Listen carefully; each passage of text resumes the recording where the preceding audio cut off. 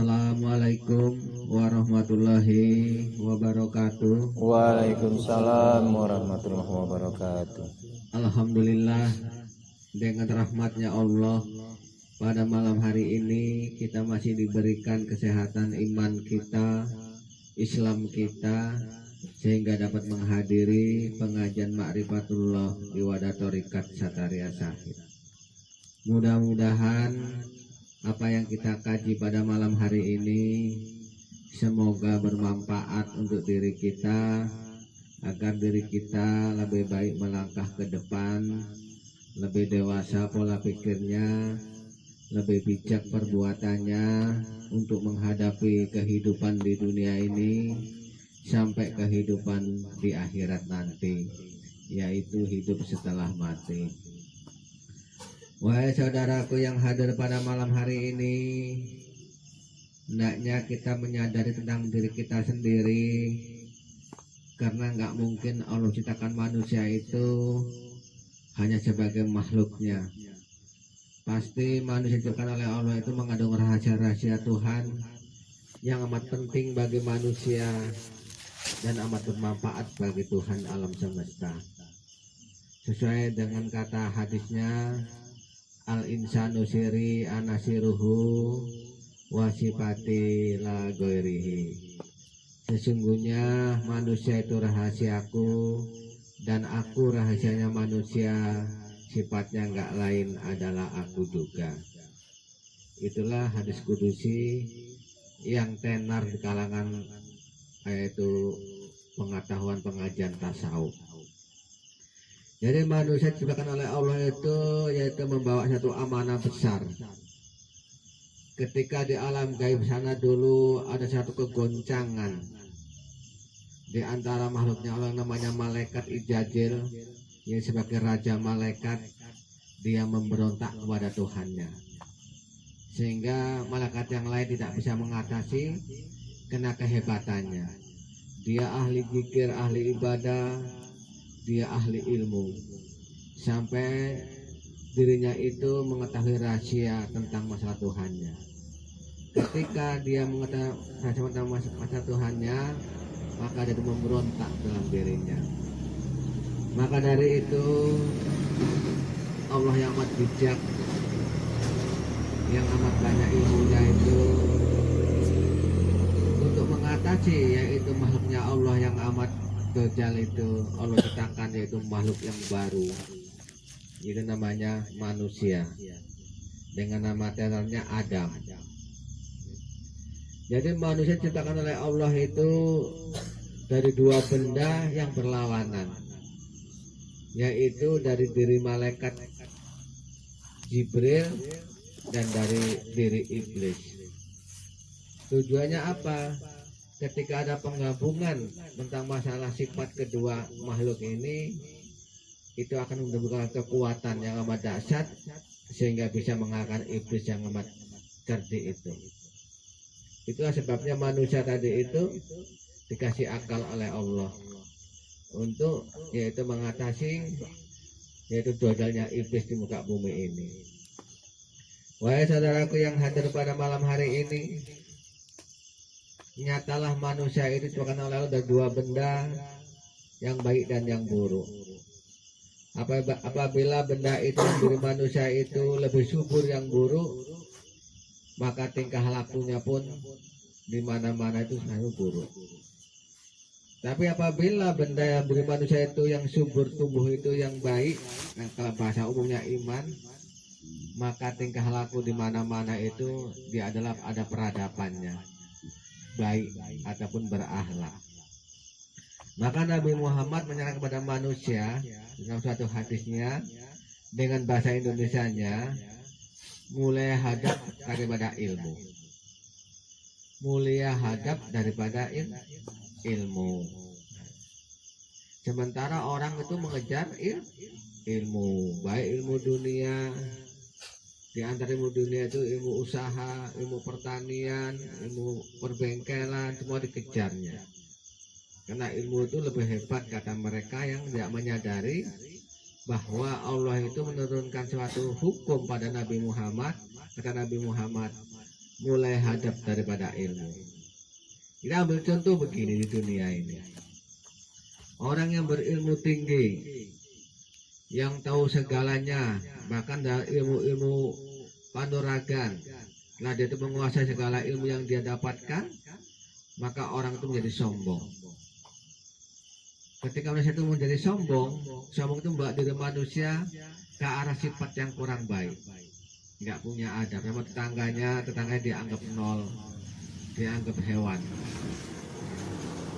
Sama yang lain dianggap orang itu nggak ada apa-apanya, sehingga dia tuh angkuh, jarang bicara tetangganya, jarang campur tetangganya.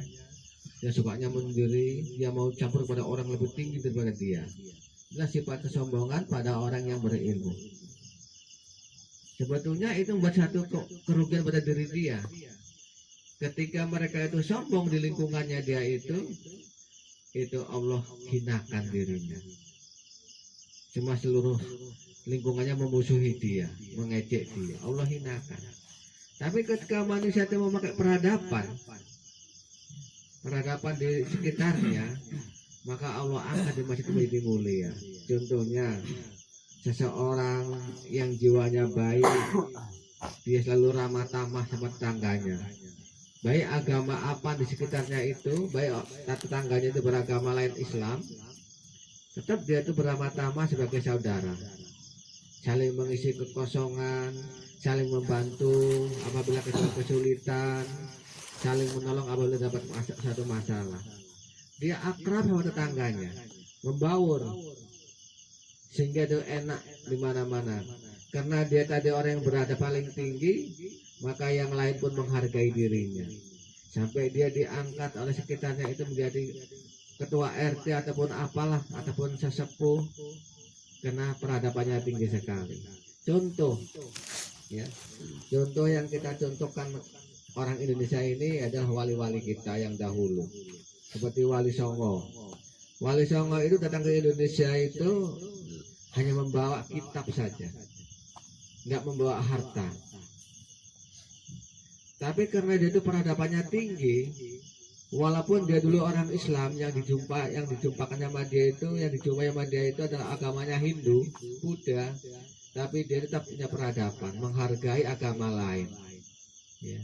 Saling membawa masyarakat ramah tamah, nggak menyalahkan agama lain, sehingga orang-orang Buddha dan Hindu tadi heran dengan orang Islam di kala itu. Ada apa di balik agama yang baru ini? Kok nampaknya indah sekali, punya hadap. Para jablang Toto Kromo, nah, punya hadap, sehingga teman-teman agama lain senang berdekatan dengan wali kita dulu. Akhirnya apa? Wali kita diangkat menjadi pemimpin di sekitarnya. Lalu mereka rela meninggalkan agamanya, pindah ke agama Islam. Nyata yang kita lihat dalam sejarah, para wali-wali kita diberikan oleh Allah itu kemuliaan, diberikan tanah yang lebar, jadikan raja, jadikan sesuhunan, diberi umat yang begitu banyak, diberi harta yang melimpah ruah. Sampai meninggal dunia saja, kuburannya dikeramatkan oleh lingkungannya, saking baiknya piala hidupnya. Karena waktu hidup dia itu baik sekali, bermasyarakat, punya peradaban, sehingga ketika dia meninggal dunia, makamnya saja dikeramatkan, diziarahi oleh tetangganya, oleh sahabat-sahabatnya. Berhari-hari nggak ada orang ziarahi kuburannya, mengharapkan yaitu sawab doanya. Itu kenyataan pada wali-wali kita. Di antara wali kita yang paling terkenal zaman sekarang ini Gus Dur. Gus Dur itu tiap harinya bunga untuk ziarah saja 3 truk, mencapai 10 ton. Orang nabur bunga di kuburan Gus Dur sampai sekarang ini paling sedikit itu 10 ton bunganya itu, sampai dibuat minyak wangi bunganya. Yang ziarah paling sedikit itu 15.000 tiap harinya. Saking indahnya peradaban Gus Dur kepada masyarakat Indonesia. Dikala itu orang Cina mengagungkan dia, agama semua mengagungkan Gus Dur. Hanya musuh kedudukan saja yang memusuhi Gus Dur. Ini sebagai saksi mata kita di zaman kita sekarang ini. Maka sekarang kita tuh mencontoh ilmu ini, karena Nabi Muhammad mulai hadap daripada ilmu. Hanya kita utamakan di lingkungan kita itu peradaban.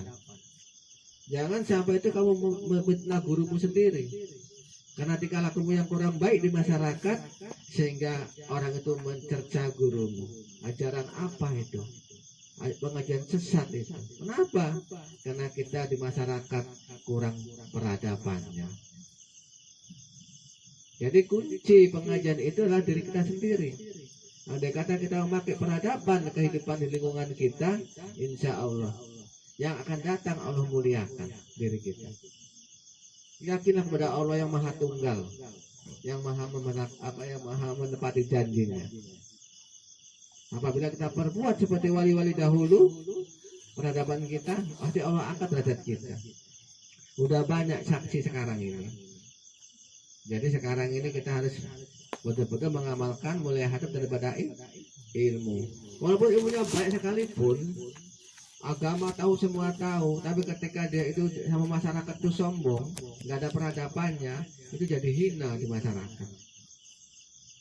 Contohnya, ada seseorang yang sudah tinggi kedudukannya, Pak Haji, sudah jadi mudin masjid, udah Pak Haji lagi, tapi karena angkuhnya, sombongnya, omongannya kasar pada tetangganya, sehingga tetangganya mengatakan, haji apa itu macam gitu, haji setan itu katanya, disudutkan, dijelekkan oleh Allah.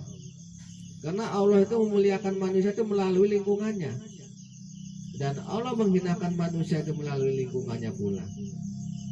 Nah, lingkungan itu yang paling penting kita jaga, kita rawat. Karena lingkungan tadi itulah yang membuat diri kita itu besar ataupun kecil, tergantung lingkungan kita. Jadi hanya kita punya peradaban lah di lingkungan kita itu. Jangan sampai membuat sakit hati. Karena ilmu hadap itu ada 3. Ilmu hadap ada 3 perkara. Yang pertama berbudi bahasanya. Jadi omongan kita itu hendaknya jangan sampai nyentak orang lain. Andai kata agak kasar minta maaf. Yang kedua budi pekertinya, dia perbuatannya. Jadi sering ringan tangan nolong tetangganya kesulitan. Andai kata kita ada tetangganya itu mau pesta ataupun apa, kita siap untuk mengorbankan tenaga, yaitu membantunya, kira-kira begitulah. Dan yang ketiga berbudi dengan leluhurnya. Artinya tadi itu di lingkungan kita itu hendaknya kita tuh agamanya betul-betul. Karena agama itu berbudi dengan leluhur. Agama itu untuk orang yang mati. Kenapa kita sudah beragama? Karena kita mau mati. Jadi kalau berbudi dengan leluhurnya itu cara kerjanya, yaitu agama kita itu sungguh-sungguh kita taati, disiplin. Kalau kamu orang Kristen, ya tiap minggu harus ke gereja. Jangan orang Kristen nggak pernah ke gereja kan? Ya. Kalau kamu orang Buddha, ya tiap hari beli apel untuk sembahyang. Tiap hari beli apel, beli jeruk, beli pisang. 10 hari tumpur. Agamanya modalnya besar sekali. Untuk sembahyang saja udah menggunakan pisang, apel, jeruk lagi, udah kemenyan. Udah berapa modalnya? 10 hari kamu pindah agama Hindu, agama Buddha, tumpur ekonomi. Jadi kalau Islam begitu juga harus disiplin. Jadi kalau ada hukum di masyarakat itu yang diutamakan menonjol, yaitu hari Jumat Jumatan, ya datanglah Jumatan kita di hari itu. Nah, begitu kira-kira dinampakkan. Walaupun nampaknya ria, tapi itu ada peradaban baik bagi kita. Kan begitu. Andai ada peluang waktu lapang, ya dekat sama masjid rumah kita, sholat di masjid maghribnya, nanti kata ada, dinampakkan oleh masyarakat. Karena mereka nggak akan percaya kalau ada keimanan dalam diri kita kalau nggak nampak di mata kepala dia. Itu makrifat. Makrifat itu menghilangkan hukum syariat. Artinya itu walaupun namanya ria, bukan tujuannya ria, tapi tujuannya itu untuk memberi contoh, kan begitu pengertiannya. Jadi ulang kembali kita dari satu hadis tadi, mulai hadap daripada ilmu. Yang lebih baik tadi kan kita berilmu dan beradab. Kita punya ilmu, punya peradaban, insya Allah. Jadi kalau ilmu itu digunakan di satu pengajian, kenapa kamu tuh mencium tangan gurumu? Karena kamu tuh berilmu, itu bukan peradaban. Kalau ada di luar sana untuk orang umum, berilmu, ilmu apa yang kamu dapati dari gurumu sehingga kamu tuh mau mencium tangan gurumu? Karena kamu tuh mengetahui ilmu ketuhanan, sehingga kamu itu menghargai gurumu sebagai wali-wali itu Tuhan. Itu namanya ilmu. Tapi kalau peradaban itu di luar sana, ada masyarakat umum, baik agama apa yang kita hadapi, dan yang itu kita utamakan hadap. Ya mentang-mentang kamu sama Islam, kamu sama Kristen gaduh, nggak pernah akur sama tetanggamu yang Kristen, nggak pernah akur, dan begitu, hendaknya akur. Kan di situ ada suatu perjanjian dalam Al-Quran, ya, surat Al-Kafirun itu ya, ada perjanjian. Aku tidak menyembah apa yang engkau sembah, dan engkau jangan menyembah apa yang aku sembah.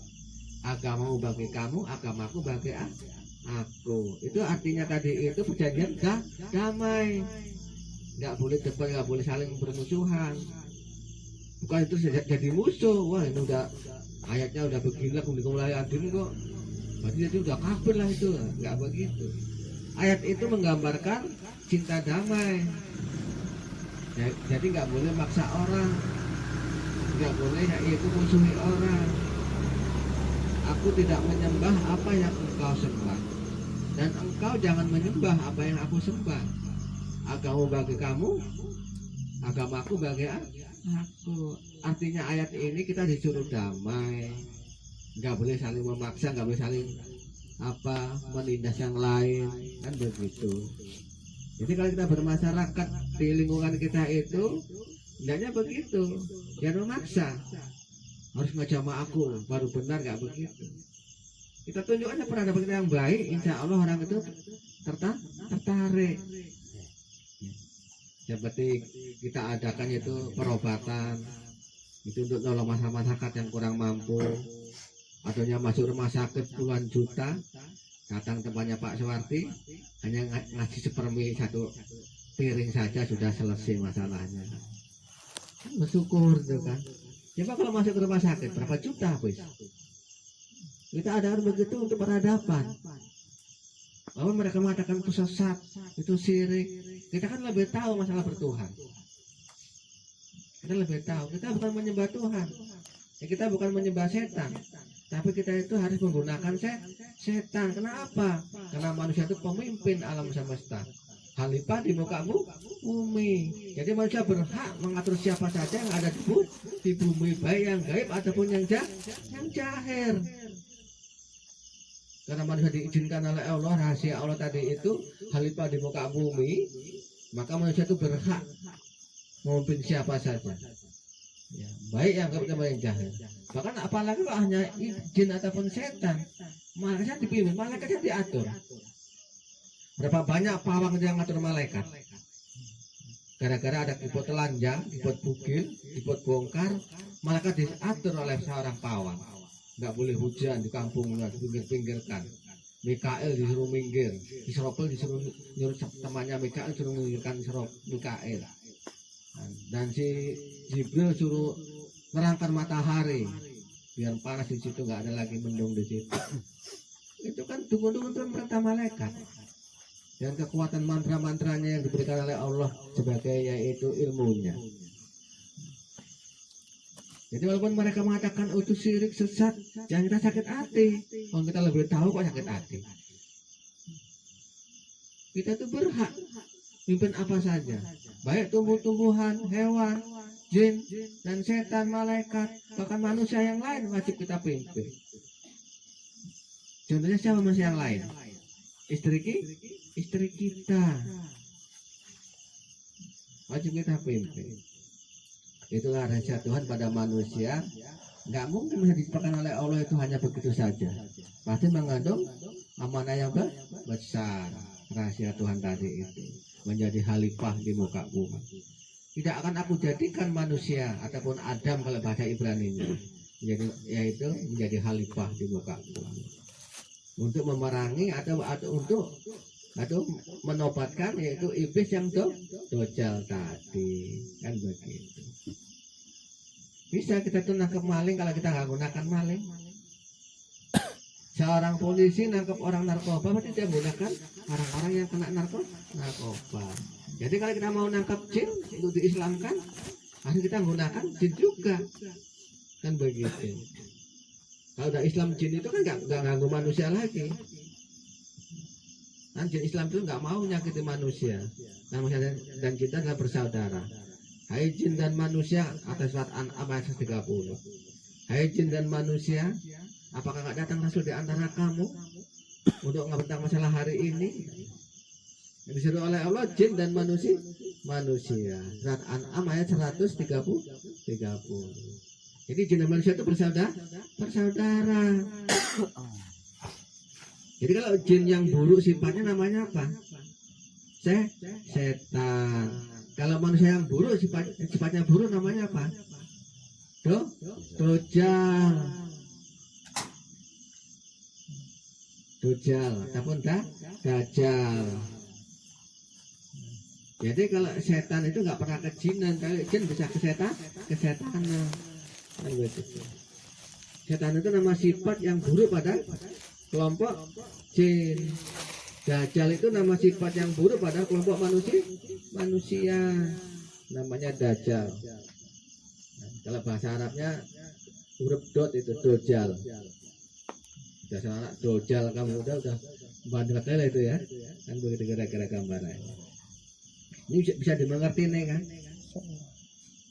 Jadi cara kerja yang dikatakan Nabi Muhammad tadi mulai hadap daripada ilmu, maka peradaban itu ada pada lingkungan kita.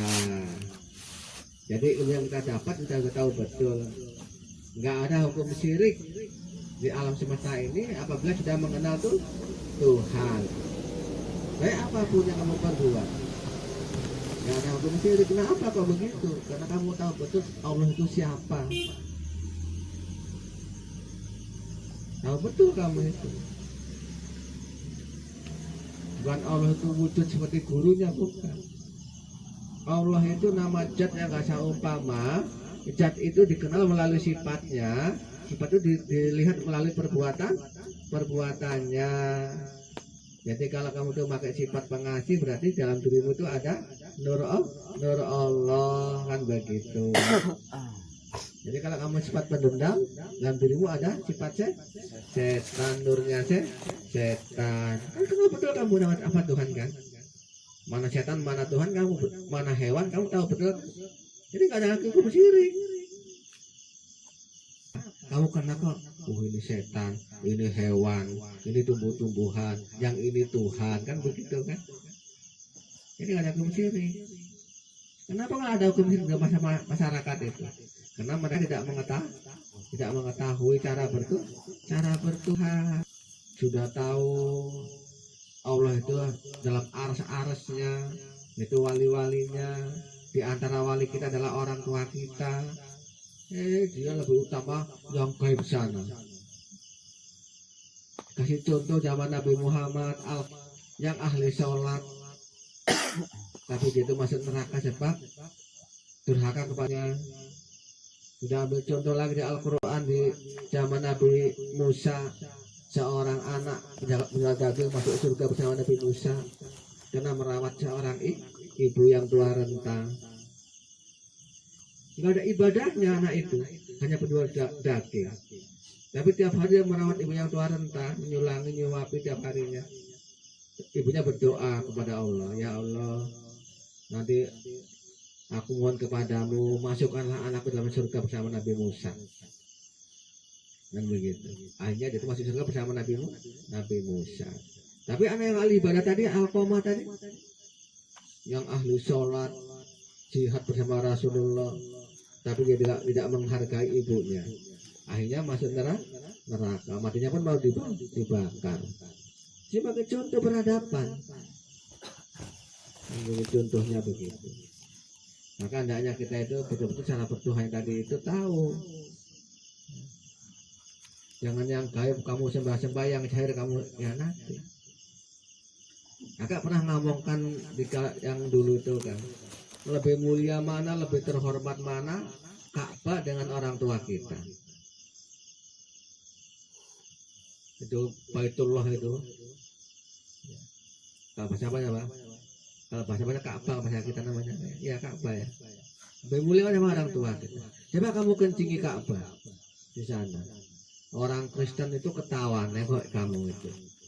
Hanya yang marah orang Islam. Coba kamu kencingi ibumu. Semua orang marah sama kamu. Bahkan orang gila aja marah. Berarti lebih berharga ibu kita baca Ka'bah sana.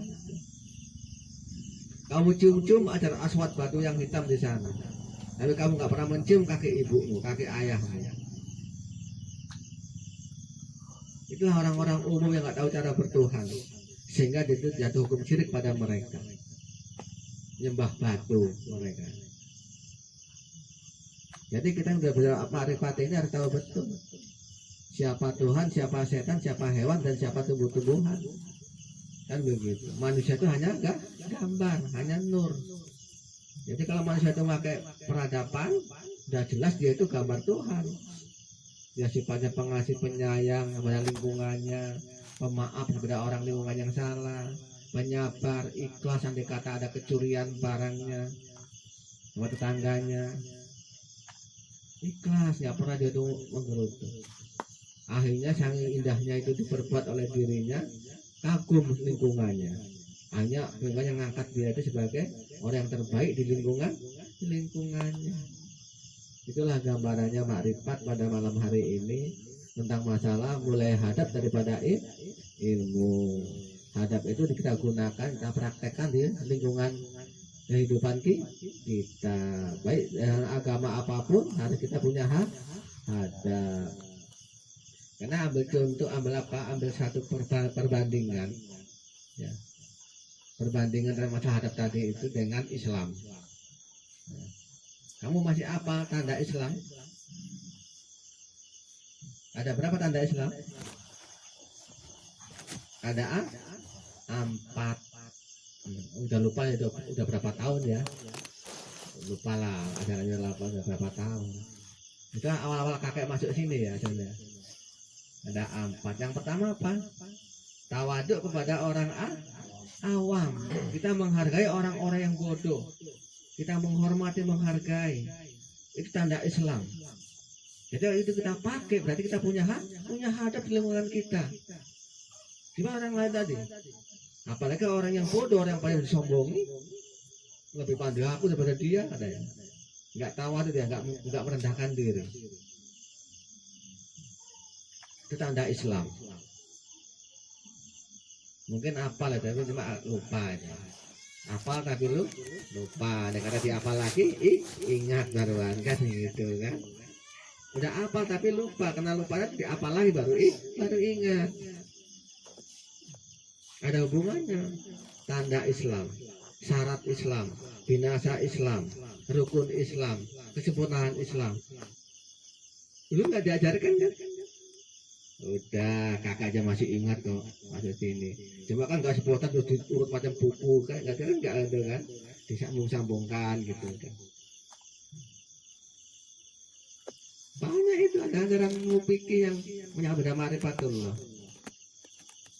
Jadi kalau orang-orang memakai tandanya Islam dalam dirinya itu ada Islam, yang pertama kali kita berbuat tawaduk, menghargai orang-orang awam. Karena kita menghargai orang awam di sekitar kita, sehingga orang mereka itu mengangkat kita itu orang yang paling tinggi pengetahuannya.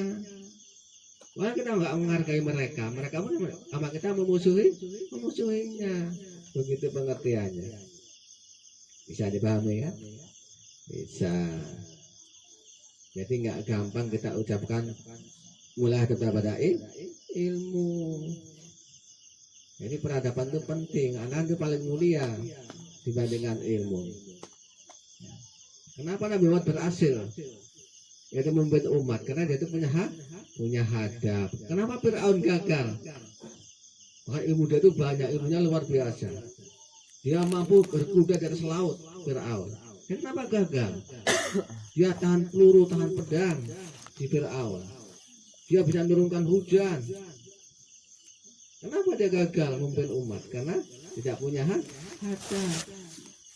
Musa yang punya hadap, kasih sayang ditebarkan di lingkungannya, hanya membuat Fir'aun pindah ke Musa. Kan begitu. Ya, kira-kira begitu. Kita baca surat Ali Imran kan? Baca. Mudah-mudahan pada malam hari ini saudara semua menyadari hal diri kita masing-masing. Karena manusia itu diciptakan oleh Allah itu ada dua benda dalam dirinya, yang separuh dari malaikat, yang separuh dari iblis.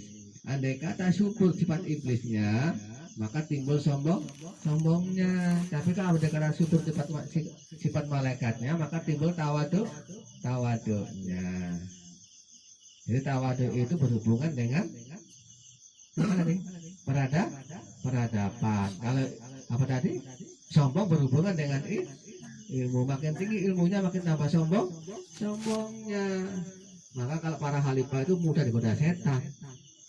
Iya. Mentang-mentang udah ada khalifah, wah ditator sama muridnya. Harus begini enggak? Betul. Ditator. Timbul sombongnya. Terus belum jadi khalifah enggak? Sudah jadi khalifah, timbul sombongnya. Karena sombong itu dekat sama daerah. Itu kawan sama ilmunya. Makin tinggi ilmunya, makin tambah sombongnya. Makin tinggi peradabannya, makin tawaduk dirinya. Mudah-mudahan pada malam hari ini menyadari kita, insya Allah ke depan kita lebih baik. Usikum wa nafsakullaha. Kakek tutup dengan doa. Assalamualaikum warahmatullahi wabarakatuh. Waalaikumsalam. Bismillahirrahmanirrahim.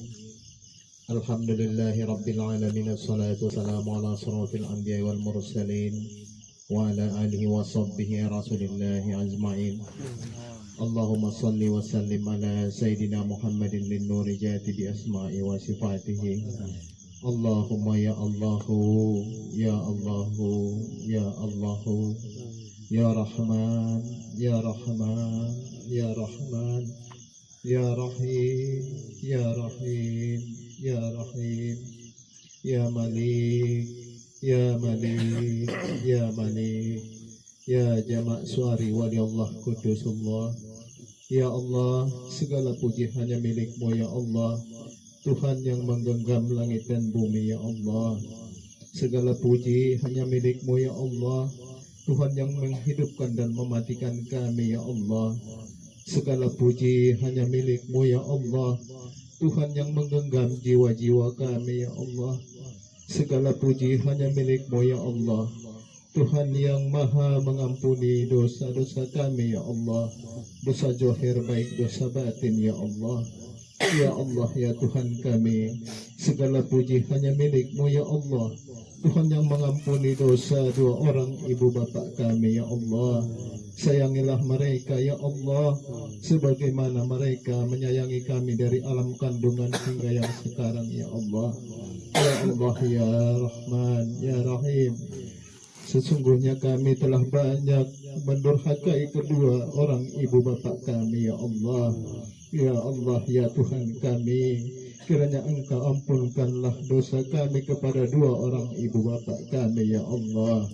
Ya Allah ya Rahman ya Rahim, segala puji hanya milik-Mu ya Allah, Tuhan yang mengampunkan dosa para guru-guru kami ya Allah, para wali-wali-Mu ya Allah, yang telah Engkau utus ke hadapan kami untuk membimbing jiwa-jiwa kami ya Allah, agar kami dapat mengenal diri kami, siapa diri kami yang sebenarnya ya Allah. Yang dahulunya kami tidak mengenal diri kami ya Allah, kami buta akan mengenal diri-Mu ya Allah ya Rahman ya Rahim. atas segala hadap dan kekurangan kami terhadap guru-guru kami ya Allah, kepada wali-walimu ya Allah. Kami telah banyak durhaka dan dusta kepada wali-wali kami ya Allah. Hanya kepadamu kami berserah diri dan memohon ampunanmu ya Allah, ya Rahman ya Rahim.